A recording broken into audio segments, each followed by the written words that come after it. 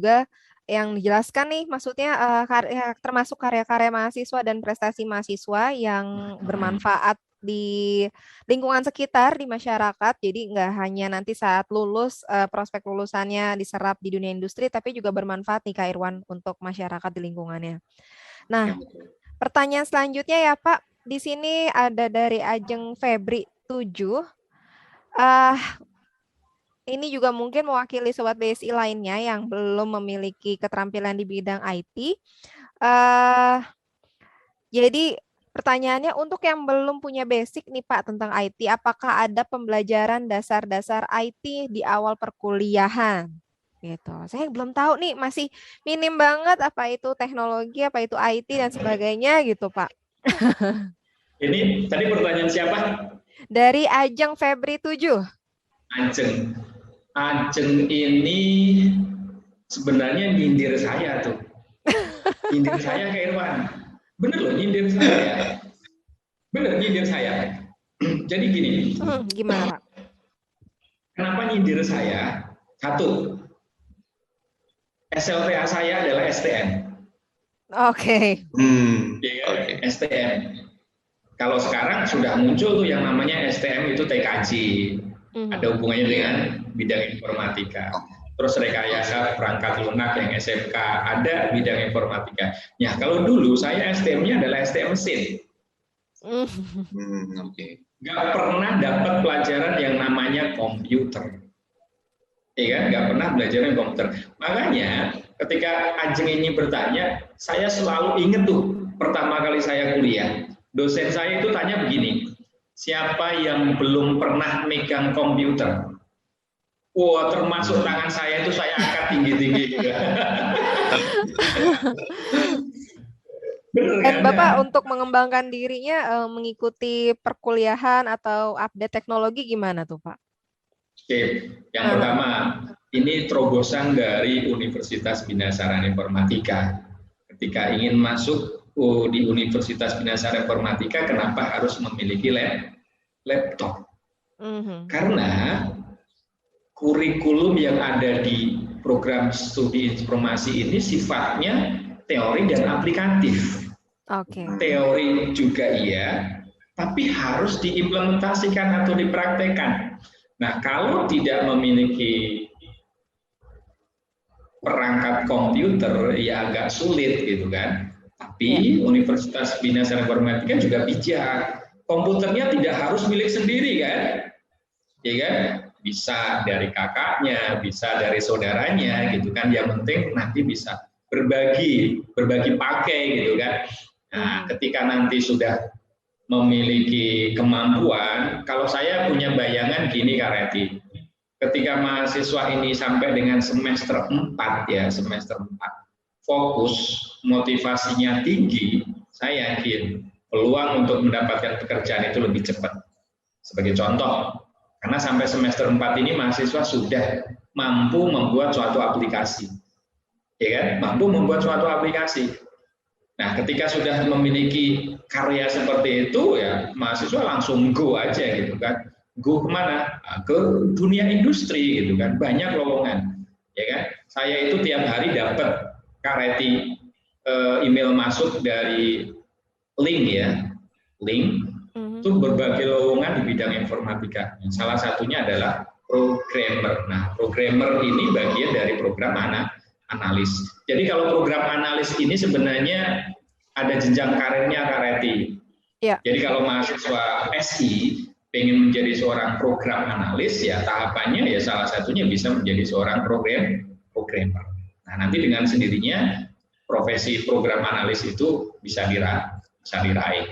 Terus ketika kita sudah memiliki perangkat komputer, saya yakin motivasi kita itu akan selalu menggunakan laptop kita untuk explore. Sebagai contoh gini, kita pakai handphone ya. Benar ya? Kita pakai handphone. Pernah nggak tangan kita ini lepas dari handphone? Jarang sekali gitu kan. Di mana-mana kita bawa handphone. Cuman sayangnya laptop ini lebih besar daripada handphone gitu kan. Akhirnya yang kita pegang kemanapun berada ya pasti handphone.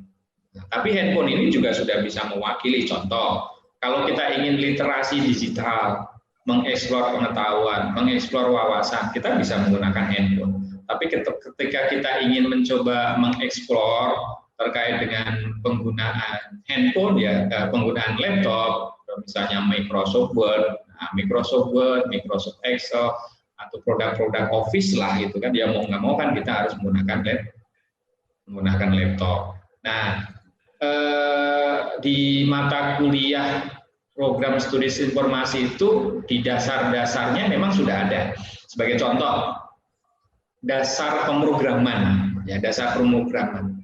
Mahasiswa kalau tidak menggunakan handphone tidak bisa merasakan pengalaman, ya kan? Bagaimana menuangkan teori-teori dasar pemrograman tadi, terus dipraktekkan, ya harus didukung dengan laptop. Terus ada logika algoritma. Konsep teori kita berikan, tapi untuk membuktikan itu harus didukung dengan laptop. Nah, dengan sendirinya gitu kan, kita nanti akan familiar dengan laptop. Dimanapun kita berada, ketika kita belajar bekerja di dunia pemerintah, belajar di dunia industri, belajar di dunia usaha, bekerja di dunia usaha, di situ sudah ada komputer, kita sudah tidak gaptek lagi gitu kan. Jadi komputer itu udah menjadi bagian kehidupan. Jadi ibaratnya sebagai partner gitu kan, yang tidak bisa lepas dari profesi seorang sistem informasi, baik itu database administrator, IT business analyst, ataupun program analis. Nanti dengan sendirinya Kak Reti, mata kuliah itu banyak yang memang harus dipraktekkan. Oke, baik. Jadi pertanyaan dari Kak Ajeng Febri, tentunya di sistem informasi ini semua diberikan mata kuliah tentang pembelajaran dasar-dasar IT. Jadi tidak perlu khawatir nih buat teman-teman sobat BSI yang dari jurusannya TKR gitu ya, mesin ataupun dari tata boga yang lainnya, kalian jangan ragu, kalian bisa masuk ke jurusan sistem informasi. Iya, betul. Pokoknya tiga bidang ilmu tadi, Kak Irwan. Teknologi informasi, manajemen ekonomi, dan bisnis. Oke.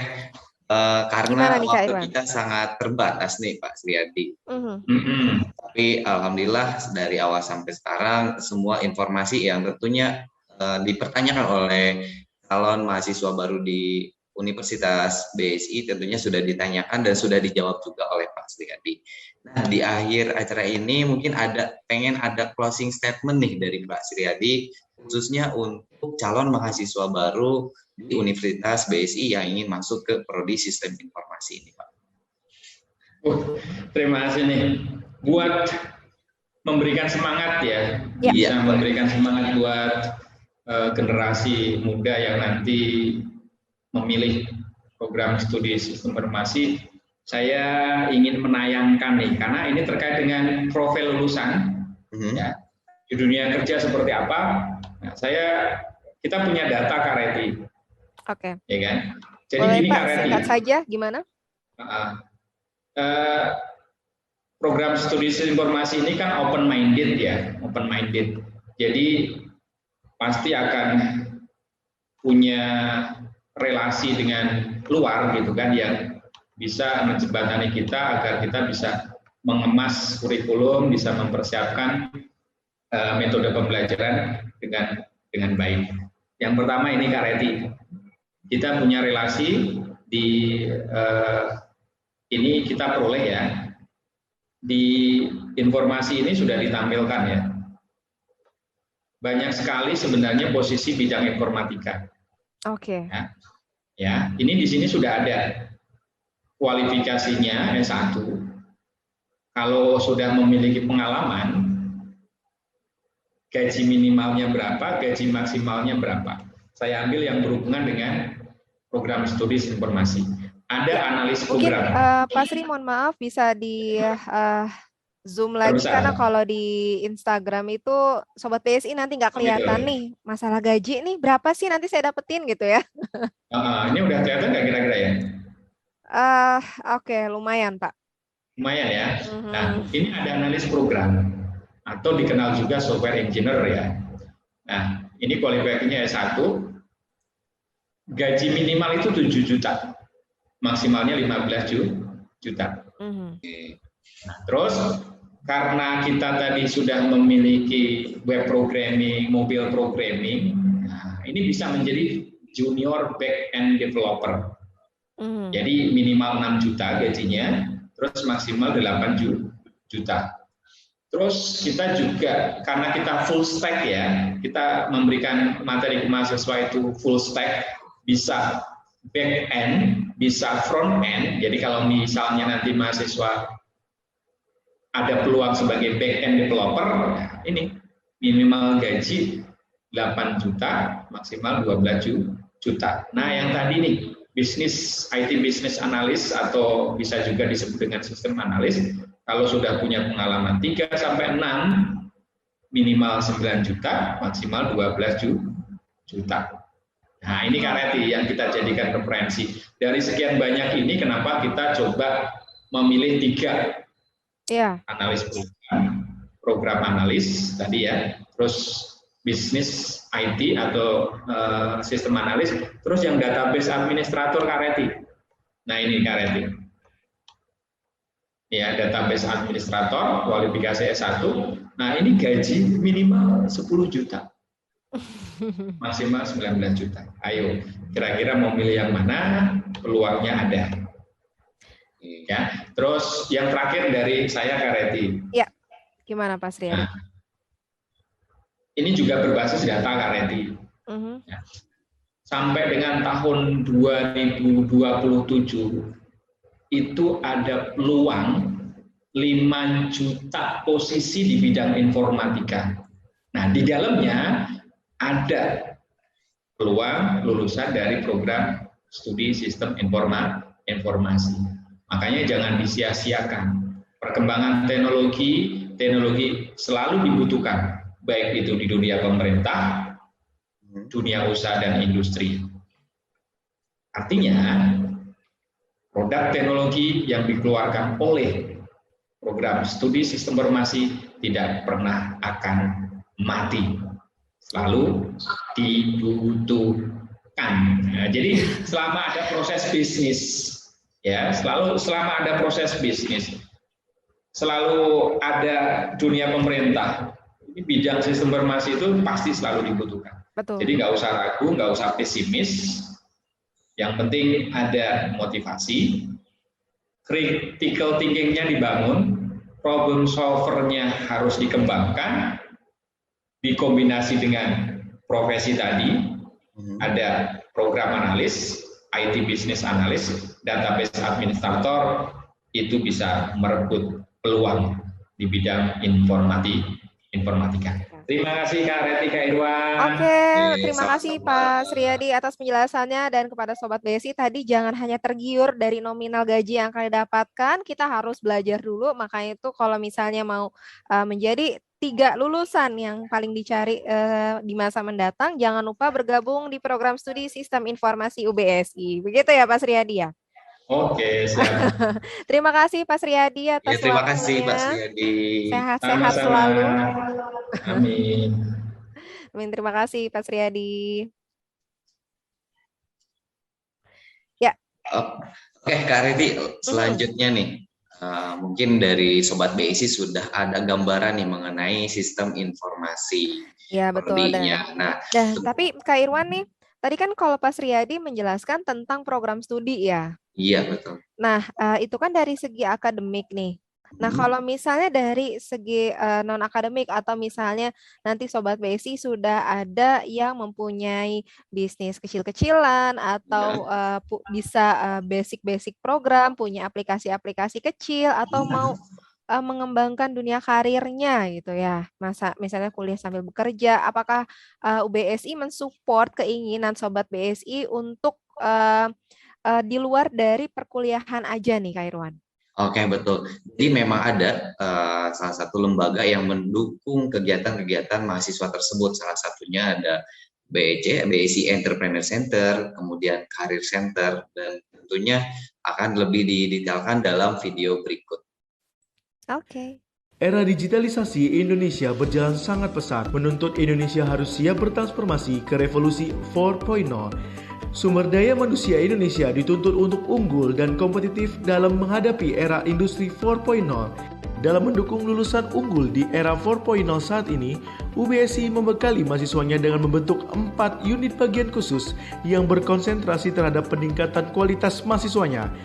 4 bagian tersebut yaitu 1. BSI Career Center atau BCC merupakan unit bagian khusus di bawah pembinaan rektorat yang konsen di bidang persiapan karir masa depan mahasiswa dan alumni Universitas Bina Sarana Informatika. Mempunyai semangat dalam menggerakkan karir mahasiswa dan alumni sesuai dengan visinya menjadi salah satu lembaga karir kampus terbaik di mata mahasiswa atau alumni UBSI dan dunia kerja. Untuk menunjang keberhasilan karir mahasiswa UBSI, BSI Career Center menyuguhkan program kerjanya seperti Bursa Kerja, Kampus Recruitment, Company to Company, Career Publication di media sosial maupun melalui daring, program magang mahasiswa bersertifikat, workshop serta seminar pengembangan karir. 2.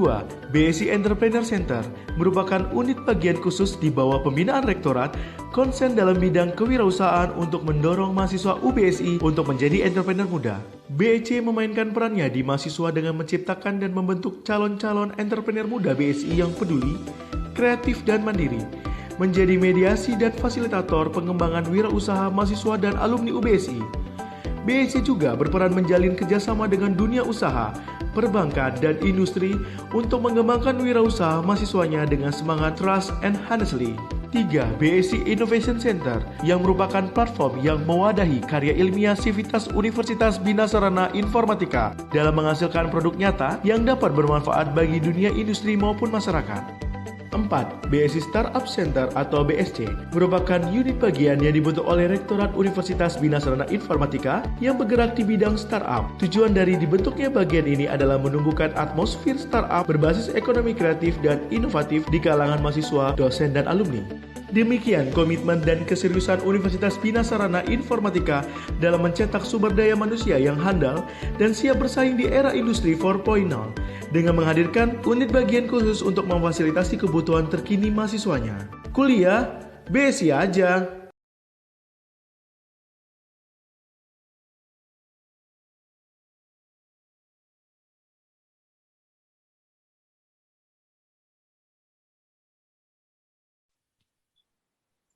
Kuliah.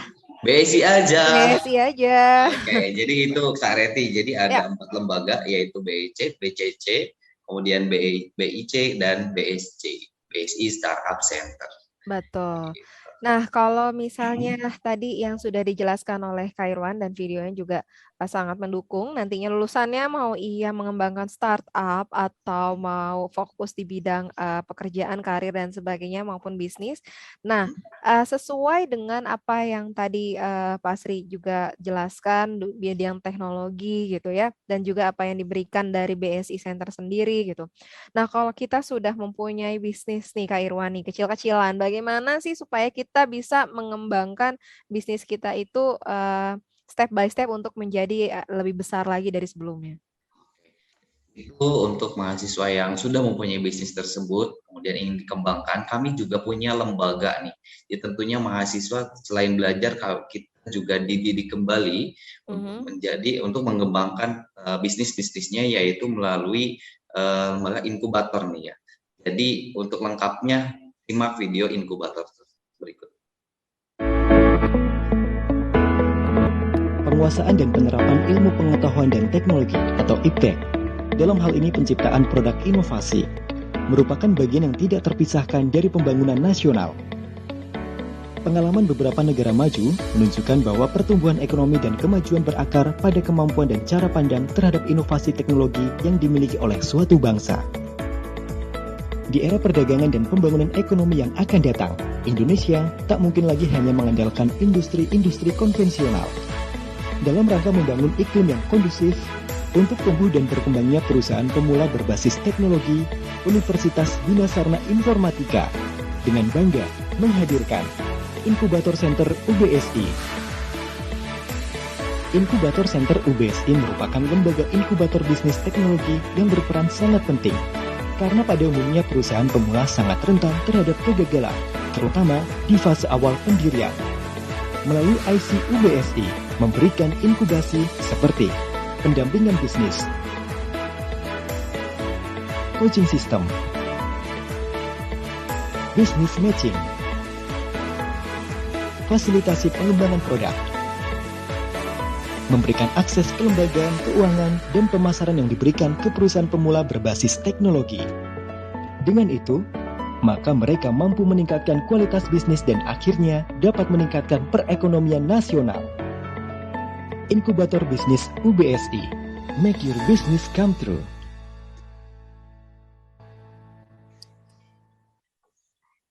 Make your business come true. Come true.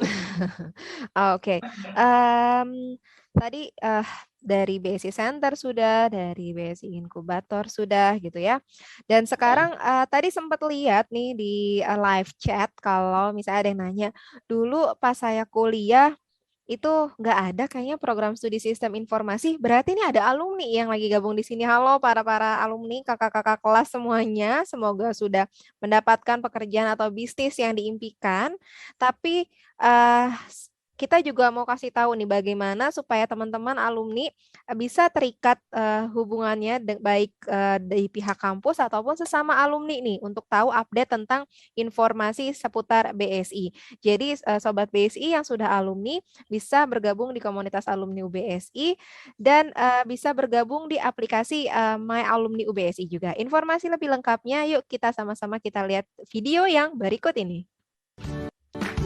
Hai Sobat BSI, ada aplikasi khusus nih untuk kamu alumni BSI, namanya adalah My Alumni UBSI. Cukup login dengan NIM dan tanggal lahir Sobat BSI, kamu langsung bisa mengetahui berita seputar kampus melalui fitur BSI News. Terdapat juga ratusan lowongan kerja yang pastinya up to date. Kamu juga bisa loh berdiskusi dengan ribuan alumni lainnya dengan menggunakan fitur forum. Dan gak hanya itu, dengan fitur daftar alumni, kamu bisa menemukan teman yang sudah lama nggak ketemu loh Sobat BSI. Gimana? Keren kan? Yuk install aplikasi My Alumni UBSI di Play Store sekarang juga.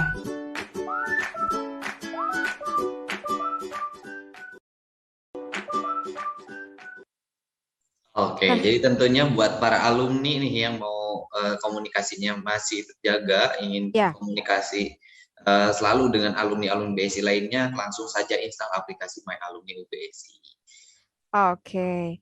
Nah, kalau tadi sudah nih produk-produknya sudah, program studinya sudah, pertanyaannya, kalau ternyata saya sebagai siswa yang baru lulus mau cari kuliah dan udah yakin nih mantap untuk daftar di BSI gitu ya, bagaimana sih? Apakah BSI sekarang masih buka pendaftaran mahasiswa barunya, Kak Irwan? Oke, jadi untuk saat ini Universitas BSI sudah membuka pendaftaran yaitu masuk ke gelombang 5 nih Kak Reti. Oke, di BSI ada apa aja sih Kak Irwan?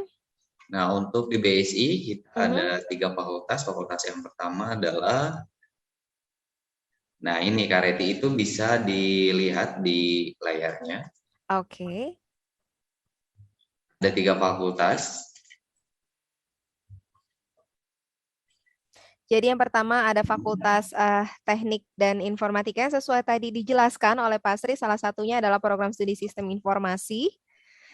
Dan ada program studi, ada Fakultas Komunikasi dan Bahasa. Nanti siang ada salah satu program studi yang ada di Fakultas Komunikasi dan Bahasa, jadi jangan kemana-mana. Dan yang terakhir ada Fakultas apa Kak Irwan?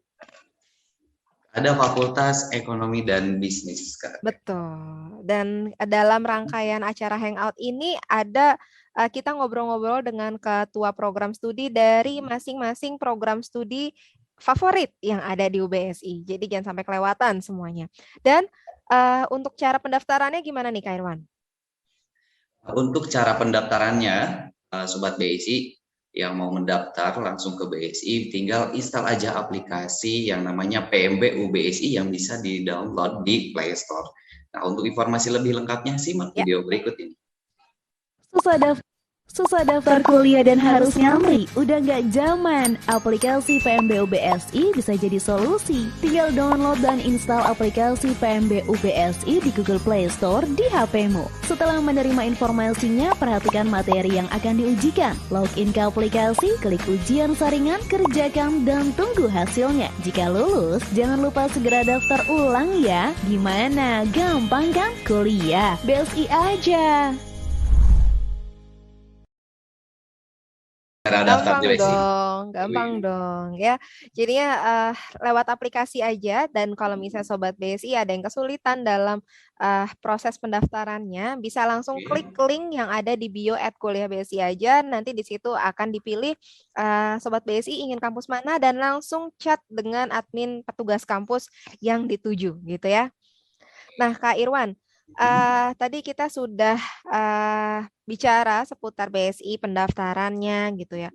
Saya mau kuliah nih, tapi nggak bisa nih kayaknya kalau langsung bayar langsung semuanya di awal. Dan tadi kita sudah bicarakan kalau acara kita ini didukung oleh Dana Cita dan M-Tryout. Dan karena itu sekarang sudah bergabung bersama kami Kak Rudi dari Dana Cita. Halo, selamat pagi menjelang siang Kak Rudi. Halo, selamat pagi Kak Reti, Kak Irwan. Selamat pagi, sehat ya? Harus sehat dong di kondisi pandemi seperti ini. Betul, terima kasih sudah bergabung bersama kami di sini. Terima kasih sudah diundang. Ya, sama-sama. Dan mungkin tadi Sobat BSI bingung Dana Cita tuh apa sih sebenarnya gitu ya. Kak Rudi boleh mungkin share bersama Sobat BSI lainnya dan kerjasama apa yang sudah dilakukan Dana Cita bersama UBSI. Oke, boleh. Siap, saya boleh share screen ya? Silakan. Oke, silakan Kak Rudi.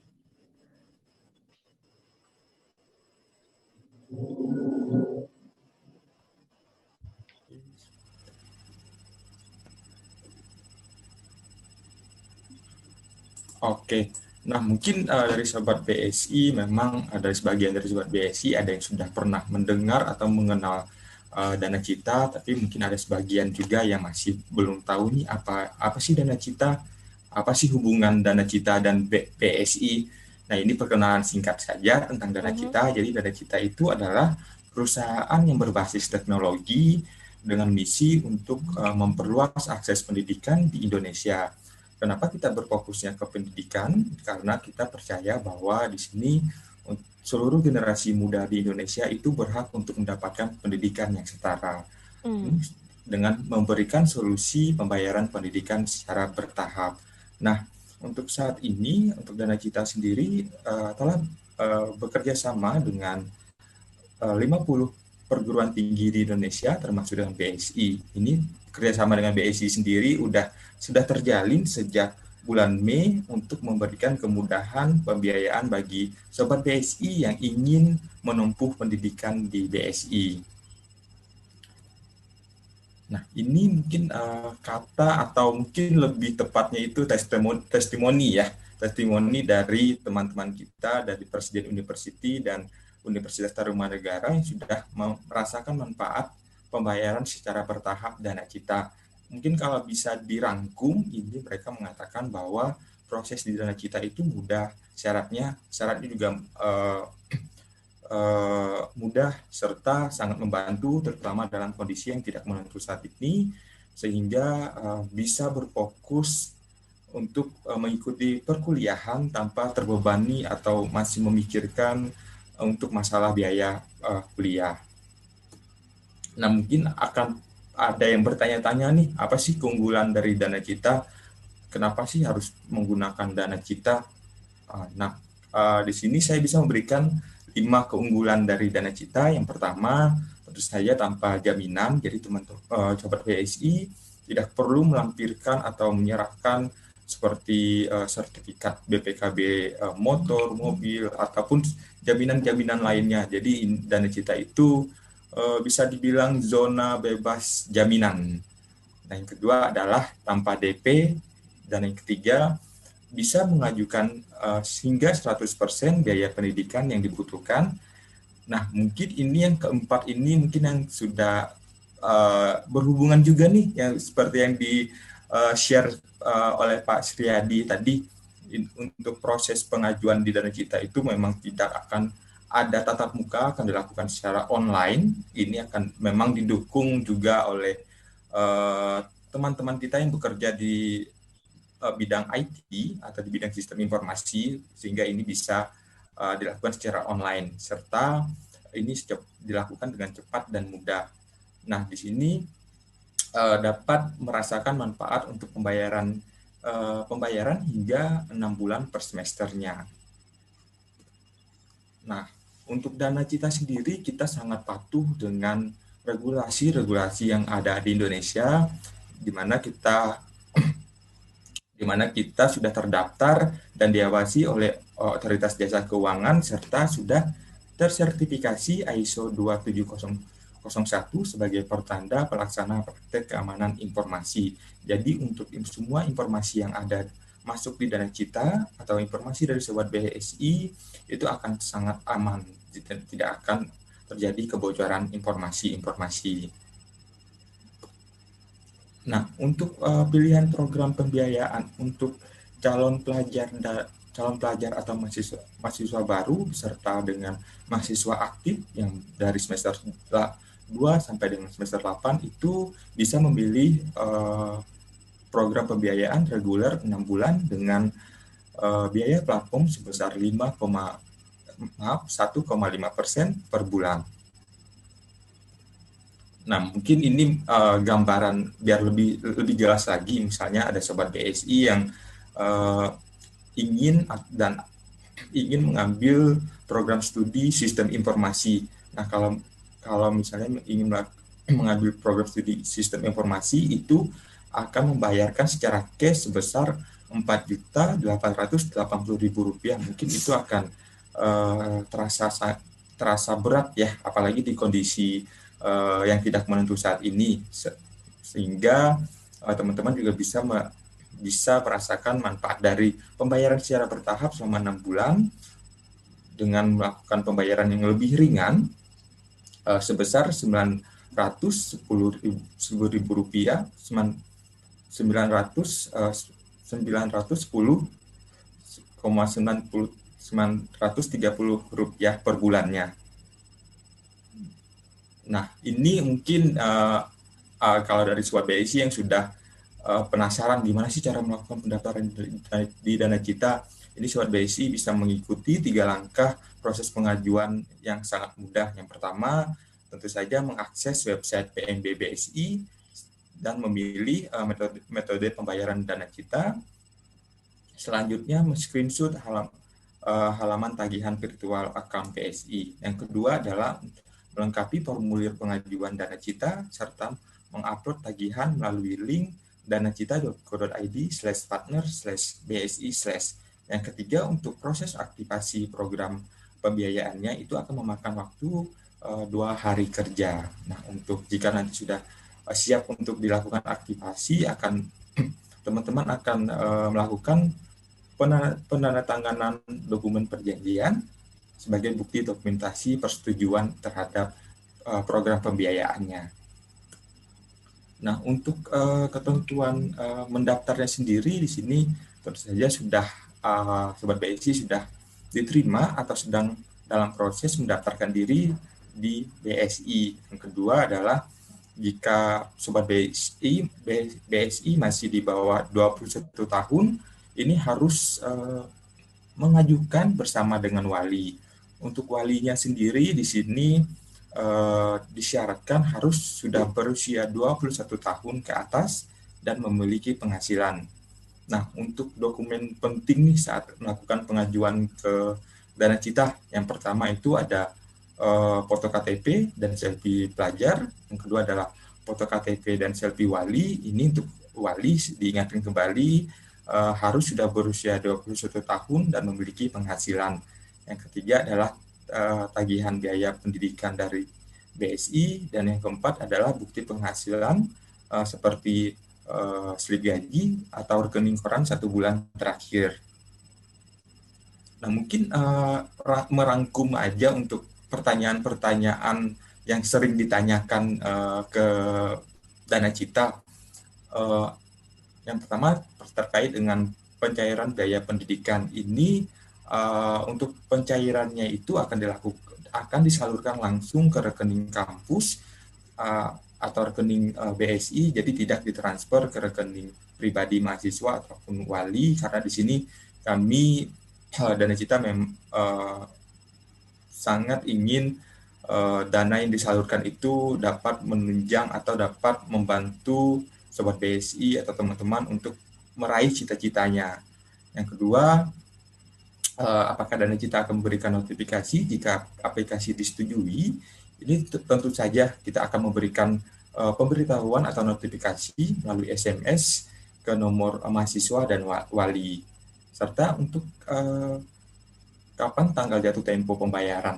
Untuk tanggal jatuh tempo pembayarannya sendiri ini adalah tanggal kelipatan 5, yaitu 5, 10, 15, dan 25. Mungkin sebagai contoh, jika Sobat BSI mengajukan di tanggal 19 bulan 11 tahun 11, maka tanggal jatuh tempo pembayarannya itu di bulan depannya, di tanggal 25, di 25 Desember. Seperti itu.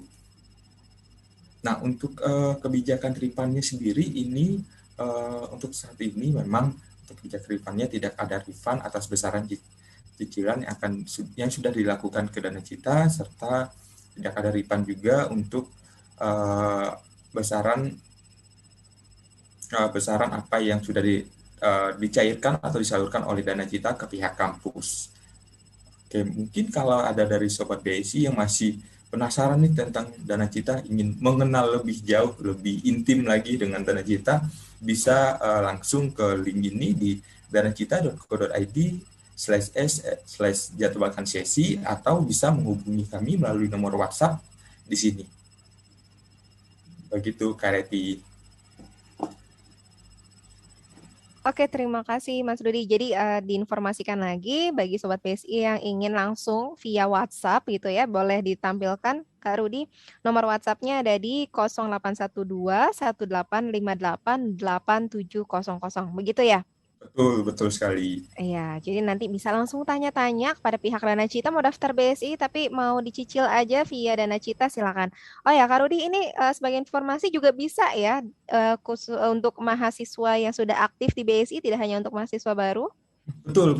Ini untuk mahasiswa baru dan mahasiswa aktif bisa mengajukan ke Dana Cita. Jadi untuk semua biaya yang resmi ditagihkan dari BSI itu bisa diajukan ke Dana Cita. Oke, jadi bisa langsung diajukan aja gitu ya? Betul. Dan Dana Cita hari ini terima kasih karena sudah memberikan hadiah nanti buat penanya terbaik untuk sesi yang pertama. Ya, betul. Oke, baik Mas Rudi, terima kasih atas waktunya.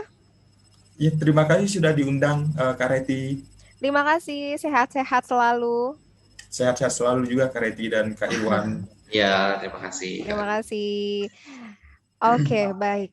Kak Irwan tadi sudah dijelaskan kalau misalnya Dana Cita memberikan hadiah bagi penanya terbaik yang berhasil dipilih hari ini. Dan kita mau infokan bagi penanya terbaik di sini sudah ada 3 orang nih Kak Irwan yang berhasil kita pilih. Boleh disebutkan pemenangnya untuk siapa aja? Oke, jadi untuk penanya terbaik acara Hangout Kampus Online bersama program studi sistem informasi ini, yaitu yang pertama di akun Instagramnya @fikri.line. Oke, selamat. Yang kedua? Yang kedua @waini_me. Dan yang ketiga? Yang ketiga @ajengfebri7. Oke, bagi 3 pemenang yang tadi sudah disebutkan oleh Kak Irwan nama-namanya, silakan konfirmasi melalui direct message ke Miminnya Kuliah BSI aja, dan kita tunggu 2 kali 24 jam dari sekarang. Jika lewat dari waktu tersebut, maka akan otomatis hangus. Jadi jangan sampai hangus, langsung DM Mimin saya akun atas nama ini gitu ya. Nanti akan diinformasikan lebih lanjut oleh Miminnya Kuliah BSI aja. Oke, betul sekali. Nah, buat yang saat ini belum dapat door prize-nya, jangan khawatir karena sesi hangout sesi 2 hari ini akan hadir di pukul 2 bersama siapa, Kak Reti? Nanti jam 2 bersama kita lagi dan program studinya, ya betul, bersama kita lagi, tapi dari program studi yang berbeda. Program studinya dari Fakultas Komunikasi dan Bahasa, khususnya di Ilmu Komunikasi. Jadinya Sobat BSI yang mau tahu tentang ilmu komunikasi, bagaimana kalau tadi kan nggak mau ada matematikanya, pusing gitu ya. Berarti nonton aja nanti di ilmu komunikasi, nyalakan notifikasinya jam 2 siang ini. Oke, dan raih juga door prize-nya dari Betul, pastinya. Oke, kita pamit undur diri dulu karena kita siapin untuk nanti siang, tenaganya harus masih ada, Kak Irwan. Iya, betul sekali Kak Reti. Terima kasih juga untuk para sponsor Emprehot, kemudian Dana Cita, dan tentunya Pak Sriadi Mkom dari Prodi Sistem Informasi. Iya, akhir kata kita undur diri dulu, sampai ketemu di lain acara bersama Hangout Kampus Online. Gak bikin hari lo jadi take out. Terima kasih. Bye.